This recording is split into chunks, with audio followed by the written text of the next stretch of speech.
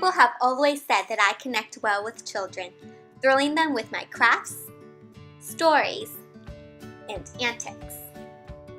I've always been inspired by and drawn to the curious and free-spirited nature of children. Being young at heart myself, I love spending afternoons buried in the pages of children's illustrated books or flipping through the chapters of middle grade novels. So much so that I decided to become an elementary school teacher. But how did I get here? Well, here's a short story of my own. In my sophomore year at Scripps College, I combined my love for kids and literacy by joining Jumpstart, a national early education intervention program that promotes early literacy skills. Because of my creative touch with children, I predicted a smooth transition into the classroom, reading and working with the preschoolers, and for the most part, it was. The children were hooked on my animated read-alouds, actively copying my gestures and scrambling to be the first one to guess the plot. My favorite center station was the dramatic play area.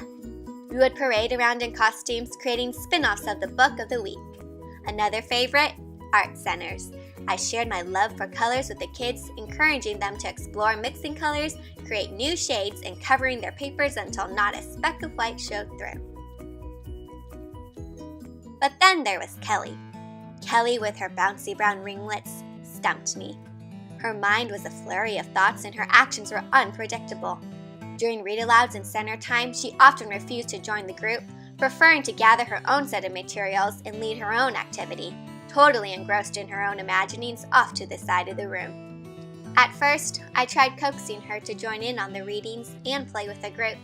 Children had always responded to me, so when Kelly eluded me, I grew frustrated. I began to leave her to her pretend world, focusing my attention on the other students instead, on the students who responded to me and were willing to engage in what I had planned. I brushed off my failed attempts with Kelly, telling myself when she was ready, she would come join me. As an aspiring artist, I always brought my camera to the preschool sessions, taking snapshots of memories to share with the children at the end of the year. One session, halfway through the school year, I found Kelly filling the camera frame, waving a toilet paper roll. Throughout the day, she had refused to part with the wand. As she darted across the frame and I snapped a photo of her mid-twirl, wand reaching out in a wide arc, I forgot about her petulance and saw a child with limitless imagination. It was then that I realized that I had been caging Kelly within the bounds of my own expectations. I was expecting her to do all the work to come to me. That day, I resolved to join her world. I empowered her wand to be the official talking stick during our read-aloud. Only the person holding the stick had the power to speak and answer the questions. She delightedly agreed to share her magic stick with our small reading group so that each kid could get a turn answering. By incorporating her imagination and creativity into our lessons, I created an access point for Kelly to join in our session and participate with her classmates. This past year student teaching, one of my greatest challenges has been differentiating lessons for a whole class of students, all at different learning and engagement levels. What captivated some students during lessons elicited rolling around on the carpet and not so discreet whisperings across the room from other students. However, whenever I grew frustrated or felt stuck, not knowing how to reach a student, I found myself recalling my experience with Kelly. I learned to forge through differences, to go where children are, rather than expecting them to come to me.